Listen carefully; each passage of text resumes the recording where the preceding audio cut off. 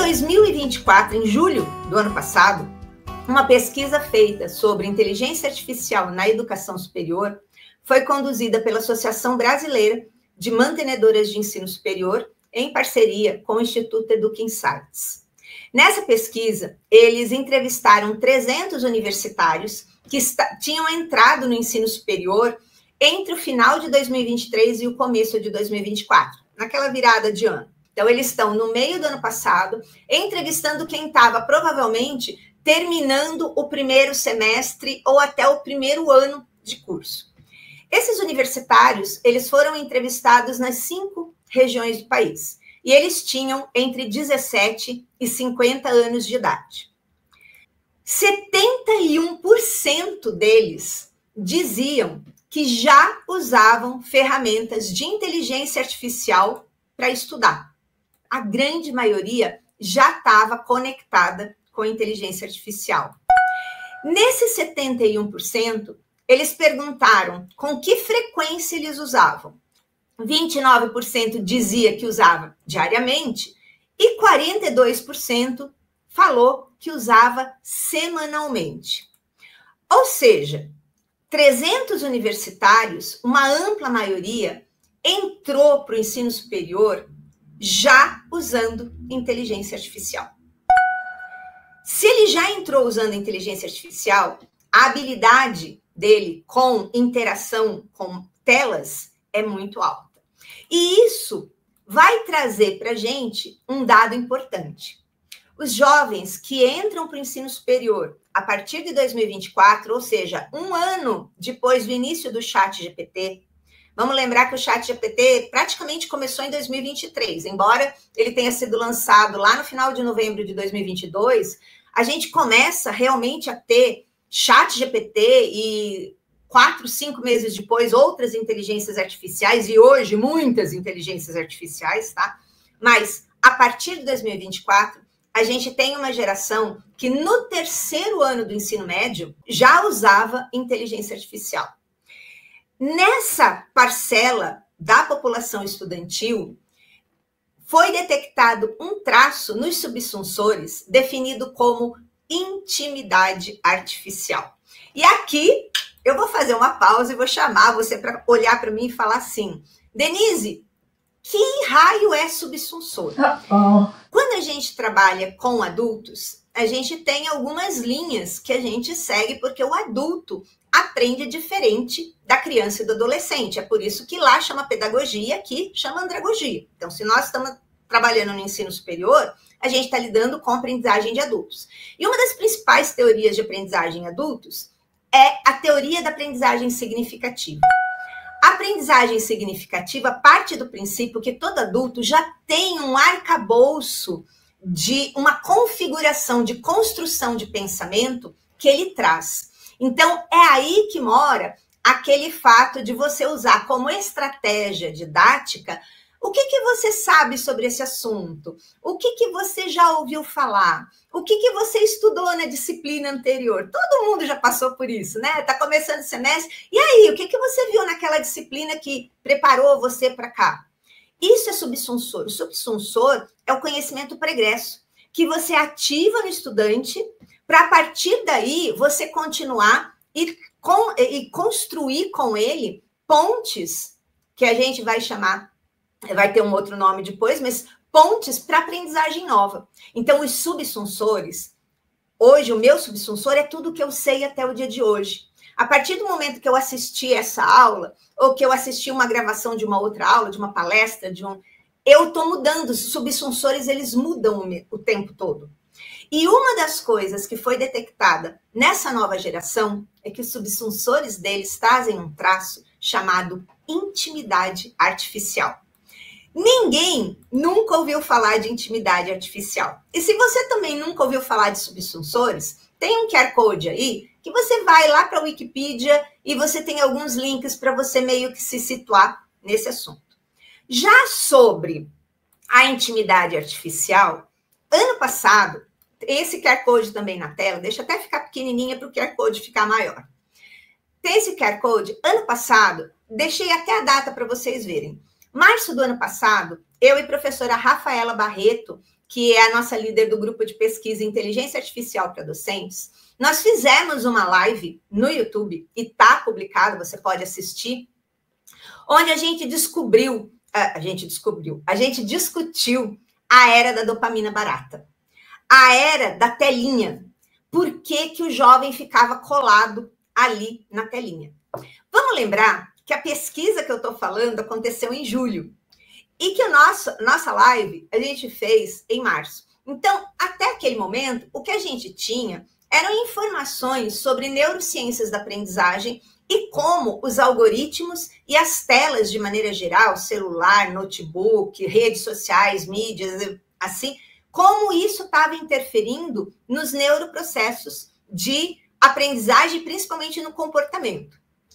Quando, em 2023, em junho, a revista do MIT traz o título Intimidade Artificial, a relação entre as soft skills, que são as competências socioemocionais, e inteligência artificial, é praticamente a primeira vez que se fala, gente, para de discutir só a parte técnica da inteligência artificial e vamos começar a prestar atenção nos nossos alunos, o que eles estão trazendo, que eles sabem mexer na tecnologia, a gente já sabe. Mas o que eles estão perdendo à medida em que eles fazem isso com muita frequência e durante muito tempo? Nessa reportagem da revista do MIT, traz a relação com a definição apresentada pela expert em relações humanas, Esther Perel. Ela fez uma palestra que nesse QR Code você assiste a palestra dela completa na South by Southwest de 2023, que é considerado o maior evento de inovação do mundo.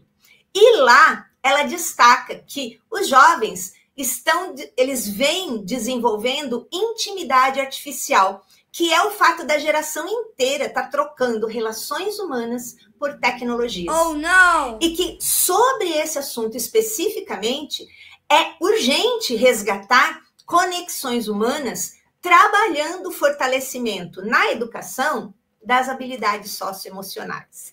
E é aqui que a gente entra com o propósito daquele relato que a gente falou lá no início. Será mesmo que aquele aluno estava com descaso?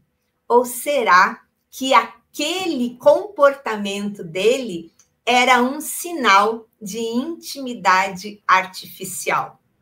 Já parou para pensar nisso daí? Mais do que isso, ainda em 2023, uma pesquisa entrevistou líderes empresariais pelo mundo.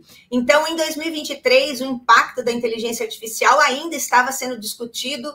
E aí, o que vai acontecer? E como que o mundo vai se comportar? E perguntaram a esses empresários quais eram as habilidades essenciais para eles se manterem competitivos em um mundo em que o futuro iria ser a automação e a inteligência artificial. 73% responderam que seriam as habilidades interpessoais: comunicação, pensamento crítico, criatividade e trabalho em equipe. E é aqui que a fala da doutora Esther cai como uma luva no sentido: se a gente sabe que num futuro com inteligência artificial e automação em praticamente todos os campos da vida, não é só da profissão, é da vida, é fundamental que quem trabalha com educação, seja básica e seja superior, esteja preparado e esteja ciente de que as habilidades socioemocionais são fundamentais. Vem aqui, deixa eu te fazer uma pergunta, se você é professor de fisioterapia neonatal e pediátrica, ou se você trabalha com crianças, ou se você trabalha com pediatria. Quando você trabalha com pediatria, você não trabalha com a criança, você trabalha com a criança, com o pai da criança, com a mãe da criança, com a avó da criança, o cachorro, o periquito, o papagaio. É todo um contexto. Mais do que nunca, nessa especialidade de qualquer profissão, as habilidades socioemocionais e as core skills que a gente vai falar hoje, elas são fundamentais. E a minha pergunta é: as suas aulas, as suas trilhas de aprendizagem, as suas atividades de aprendizagem, elas estão contemplando essas habilidades socioemocionais? Elas estão fortalecendo? Elas possuem experiências para isso? Esse é o propósito do nosso papo de hoje. Aí eu trago para você, ali no fundo, para você relembrar o relato dessa nossa professora que estava angustiada. E eu comecei essa discussão por aqui, porque é aqui mesmo que tudo começa. É na sua sala de aula. É de você perceber. Ela percebeu. O aluno não falou nada demais. Ele falou, fiz no chat GPT, revisou, não revisei. E ela sentiu aquele descaso. E aquilo impactou ela. Ou seja, ela teve uma percepção de algo que ela não sabia o que era. E que hoje a gente sabe que tem a designação de intimidade artificial. E intimidade artificial já está mostrando sinais nos nossos estudantes, no dia a dia das nossas salas de aula, mostrando quão urgente é a gente discutir e reconhecer esses novos dilemas, esses novos padrões de comportamentos que não existiam antes na nossa geração. Eles estão presentes em uma geração que cresceu com uma organização de neuroprocessos diferente da nossa. E esses neuroprocessos é que a gente chama de subsensores. Tá percebendo, prof? Como a gente está pensando em solucionar novos problemas com soluções velhas? A gente não pode pegar novos problemas e querer aplicar rótulos antigos, porque a disrupção que as tecnologias têm causado, especialmente nos 2 últimos anos, estão levando a gente para um lado completamente desconhecido da vida, do trabalho e no nosso caso, do consumo educacional de formação profissional, que é o objetivo do ensino superior. Você também tem essa sensação que está cada vez mais difícil se manter atualizado?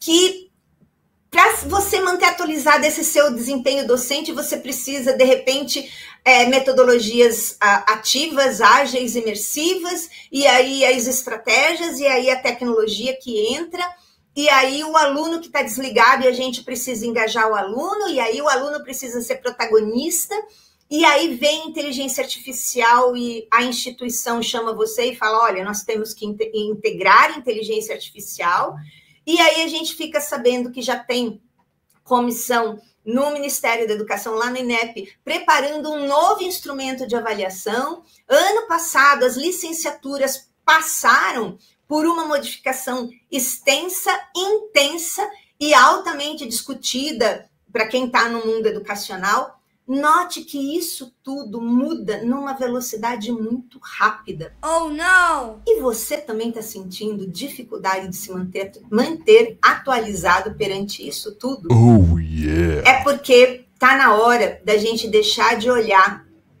para o processo ensino de aprendizagem como a gente olhava antes. E nesse novo mundo de tecnologias, e principalmente com inteligência artificial, a gente precisa de novos olhares, sim. Quando eu estava fazendo o planilhamento do que a gente ia conversar aqui, eu usei a minha conta de inteligência artificial, que é a conta mestre da Academia GPT para docentes, que é o grupo de pesquisa que a gente usa no sentido de desenvolver novas automações, testar os novos modelos de inteligência artificial. Junto com a conta da Academia GPT, eu desenvolvi tudo o que eu estou levando para os professores de fisioterapia neonatal e pediátrica lá em Salvador agora. E quando terminou, e eu fui jogando para ele, como que eu formo core skills, então, com futuros fisioterapeutas pediátricos, futuros fisioterapeutas que atuam em neonatologia. E ele foi me dizendo, e aí eu pedi para ele fazer um exercício de como seria a clínica do futuro. E a partir daí, ele foi montando as salas, ele me descreveu a clínica, e aí eu pedi para ele entrar em sala por sala dessa clínica do futuro e me descrever como deveria funcionar, considerando a automação, a inteligência artificial, as perspectivas de tecnologias futuras. E aí, só para ter um spoilerzinho aqui, spoiler alert, Quando chegou lá no final, eu pedi para ele falar assim, então tá, então ilustre a fachada da Clínica de Fisioterapia Pediátrica do Futuro. Uau! E quem estiver com a gente lá em Salvador vai conhecer mais detalhes de como ele planejou. E junto comigo eu discuti e fui puxando, não, mas eu preciso disso, eu preciso daquilo, e aquele outro. Todo o papo que eu tive com a inteligência artificial, eu vou entregar para os professores participantes num e-book para você acompanhar como foram feitos os prompts, e se você quiser reproduzir isso na sua inteligência artificial, comparar a diferença de uma inteligência artificial treinada, que é a minha, e a sua inteligência artificial que está começando, e mais do que isso, como que a gente, como professor, a gente pode sim usar a inteligência artificial para explorar novos horizontes, mas a gente não pode abrir mão daquilo que é genuinamente humano. A supervisão. A resposta que ele me deu nunca foi a resposta que eu aceitei de cara. Eu retruquei e falei, tá, mas agora programe isso.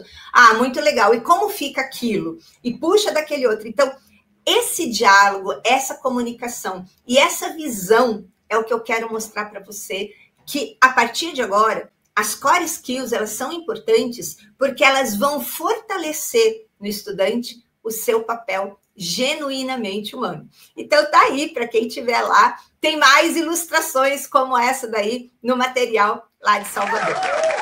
E você agora deve estar se perguntando, tá, mas então no mundo que está mudando tanto, onde que eu vou buscar informação consistente? No que eu posso confiar? Você pode confiar no relatório do Fórum Econômico Mundial. A cada 2 anos, ele lança o relatório Futuro do Trabalho, e no Futuro do Trabalho, ele prospectava até 2023 os próximos 5 anos. Para nossa surpresa, no relatório de 2025, ele prospectou para esse ano. Ele não prospectou para frente. Porque a diferença, eu vou provar para vocês agora, que foi muito grande. Então, eu peguei para trazer para vocês o relatório de 2023. E eu quero que vocês percebam o seguinte. Se você usar esse QR Code, você vai chegar lá no relatório completo de 2023. Mas eu fiz um recorte para vocês nessa tela e deixei colorido os grupos de habilidades. Então, de 1 a 8, vocês estão vendo as habilidades que são as top 8 no relatório de 2023. E eu deixei colorido para que vocês vejam que existe um padrão em 2023 na previsão das habilidades futuras. Qual foi o padrão? Em azul, as habilidades cognitivas. Em rosa, meio roxo, eu copiei a cor que está no original do relatório, tá? Esse rosa, meio roxo, meio estranho aí, são habilidades de autogestão e autoeficiência.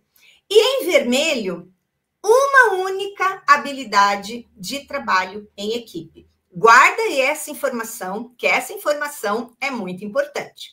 Bom, aí eu peguei o relatório de 2025. Agora, o relatório de 2023 foi publicado em maio, 6 meses depois do ChatGPT. Eles queriam pegar nas respostas um pouco do impacto inicial da inteligência artificial. Já o relatório desse ano foi publicado em janeiro. Então, já pegou 2 anos de muitas e muitas inteligências artificiais e muitos usos e muito aprimoramento já. Então, agora eu quero que você tenha o mesmo olhar para esse gráfico que eu também tirei do relatório. Dá para perceber que as cores se espalharam e se entrelaçaram? Olha, a primeira olhada que eu gostaria que você desse é justamente essa. Olha como, nos primeiros 6 meses, ninguém sabia o que ia ser inteligência artificial, nem como ela iria impactar a nossa vida. E aí, toda aquela prospecção de 2023 foi feita com referência ao passado. O que eu conhecia, o que eu já tinha visto, o que eu imaginava, o que tinha acontecido. Lembra do relato da professora que eu comecei, vou retomar ele daqui a pouco, o relato do aluno? Ela interpretou o descaso baseado no que ela conhecia do passado. E esse relatório, agora, ele já é de 2 anos de ChatGPT. Com esse relatório, já se sabe que, por exemplo, pensamento analítico continua em primeiro lugar, mas o pensamento criativo nem era tão importante assim. Então, vem comigo que eu quero que você analise mais de perto toda essa mudança de 2023 para cá. E daqui a pouco você vai ver como isso é essencial e vai fazer BUM na sua cabeça.